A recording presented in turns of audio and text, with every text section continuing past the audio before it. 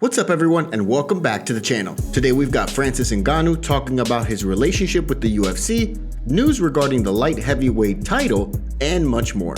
Don't forget to like this video and subscribe to the channel to see more videos just like this. Now let's get into it.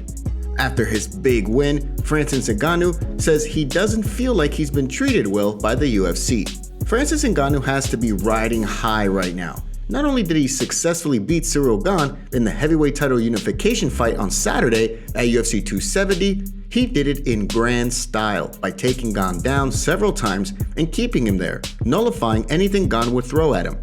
Not only did he beat Gane for the title, but he's also now got a ton of leverage into any negotiations he's going to have with the UFC. Saturday's fight was his last for his current UFC deal, and while the Champions Clause has kicked in, allowing him to fight 3 more times for the UFC, or up to a year, Ngannou revealed that he suffered a knee injury prior to the fight, which would most likely mean surgery, so he'll probably be out for a significant amount of time anyway. The surgery and the timetable for this is still speculative, so take that with a grain of salt until Ngannou himself reveals the timeline for this. But his acrimonious relationship with the UFC was on full display on Saturday. Not only did Dana White refuse to wrap the title belt around Ngannou following the fight, but White didn't even hold a post-fight press conference and left the Honda Center in Anaheim, California. Ngannou did attend his post-fight press conference, and when he was asked about his treatment by the UFC and how he feels about it, this is what he had to say. I don't feel like it's fair. I don't feel like I'm a free man. I don't feel like I don't feel like I've been treated good, and it's unfortunate that I have to be in this position to be able to do that, to say that. But I think it's something that everybody should at least have a right to claim for what's best for him. Ngannou has been saying for quite some time that not only does he want more money, but he also wants the ability to fight boxing outside of the promotion. It remains to be seen what happens here, but Ngannou could potentially simply sit out for the next year and let his contract fully expire, and then take the UFC heavyweight title wherever he goes, which would be a nightmare scenario for Dana White. Ngannou later went on to say that he's been clear about what he wants from the UFC, and that situation, as of now, is still the same. The two sides are expected to have discussions over a potential contract sometime in 2022, but it's unclear when or what could happen as a result. But what do you think about Ngannou's statement here saying he feels mistreated by the UFC? And do you believe the two sides will come together for some sort of agreement? Do you have any idea what that would be? Let us know in the comments below.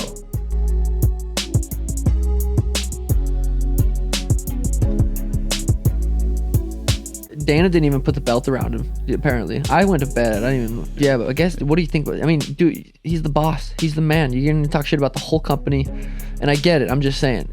Dana didn't put the belt around. I bet Francis honestly probably didn't give a Despite talk of Islam Makhachev's wrestling, Beneil Dariush is confident. While the spotlight of the lightweight division is firmly on champion Charles Oliveira, there's one fight that will have major implications for who challenges for the title later in the year, and that's Islam Makhachev versus Beneil Dariush. This fight is set to take place as the main event for UFC Fight Night 202 on February 26, and it's widely regarded as a title eliminator fight, with the winner getting the next crack at the champion after Justin Gaethje. The 30-year-old Makhachev has looked incredibly dominant inside the octagon with a 9-fight winning streak that dates back to 2016, including 3 straight submission victories in his last few bouts. He's a sensational grappler, having been a protege of Khabib Nurmagomedov, and has used his wrestling to dominate. Is Dariush worried about where the fight could go?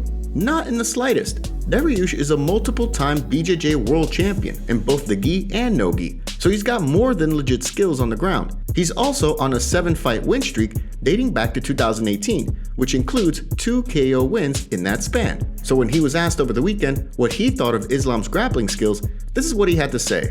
From what I've seen, they haven't been able to put pressure on him because they don't have enough skills, the well-roundedness required to do that, and I think I'm the guy to do that.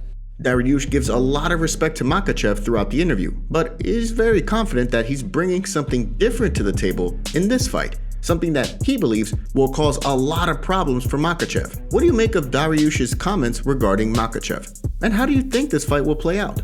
Following announcement of his light heavyweight title fight against Glover Teixeira, Jiri Prochazka issues a statement. The stage is now set for Glover Teixeira's first title defense of his light heavyweight championship, which will take place on May 7th at UFC 274 against the surging Jiri Prochazka. The news was announced by ESPN's Brett Okamoto over the weekend, as the world was fixated on a heavyweight title unification fight. Teixeira, who won the light heavyweight title back in October with a rear naked choke on Jan Blachowicz, he's on a 6-fight winning streak, which includes 4 submissions and 1 TKO victory.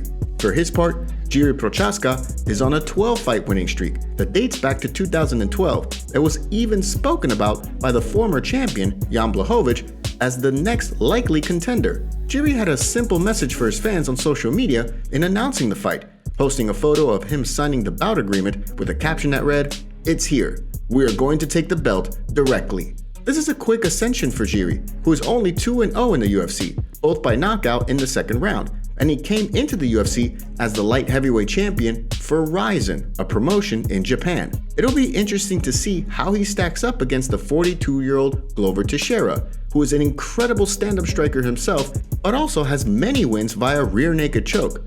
Teixeira is also on a run, not having lost since 2018. What do you think about this fight? And what are your early predictions for how this fight will play out?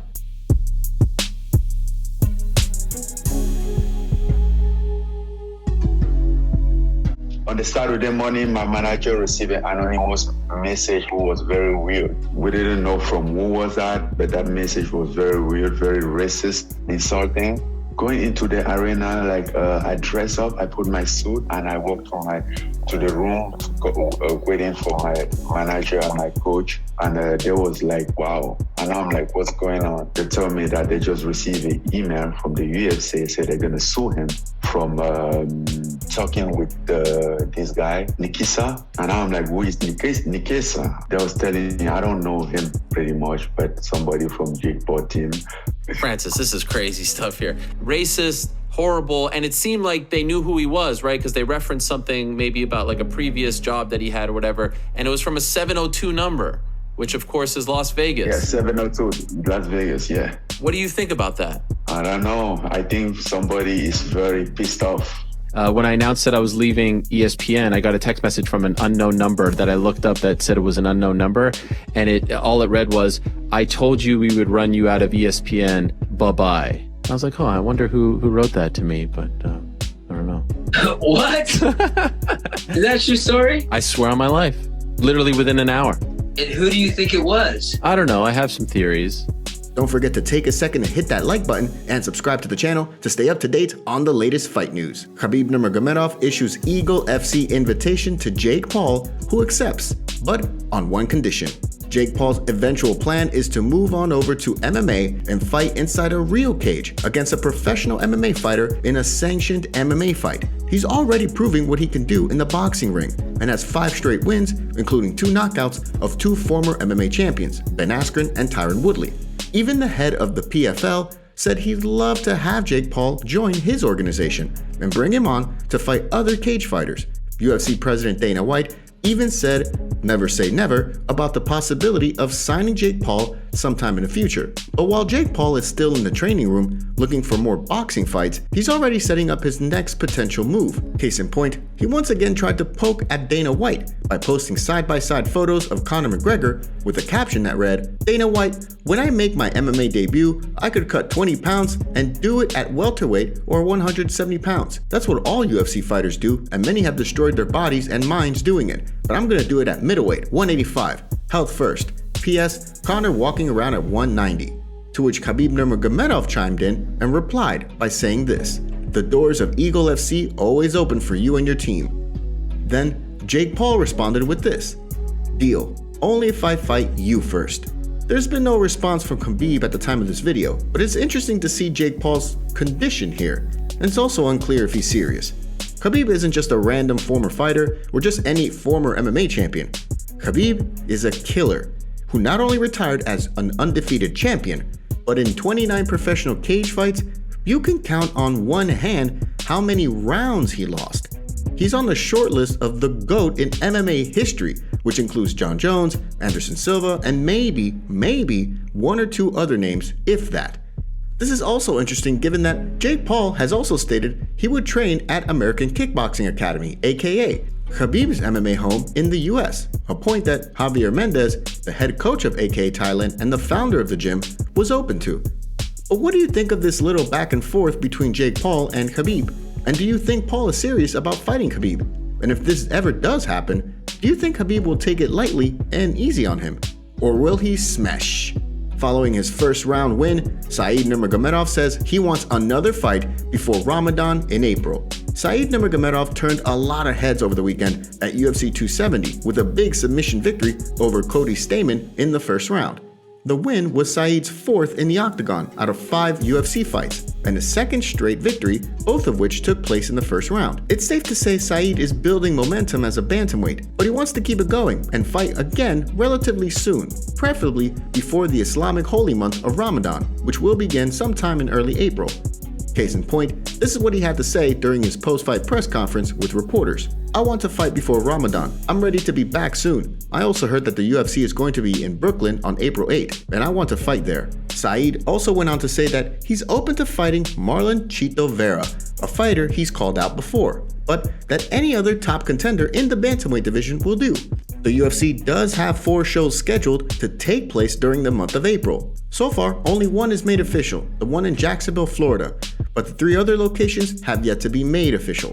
During the Islamic holy month of Ramadan, adherents fast during the day, which makes it rather difficult for professional athletes to properly prepare for something as dangerous as cage fighting, which is why he's asking for a fight just before Ramadan. What did you think of Said Nurmagomedov's win at UFC 270? Today's video was packed with some juicy stories from the fight world. What are your thoughts about what's going on in MMA? Don't forget to smash the like button and subscribe to the channel to see more videos just like this. See you next time.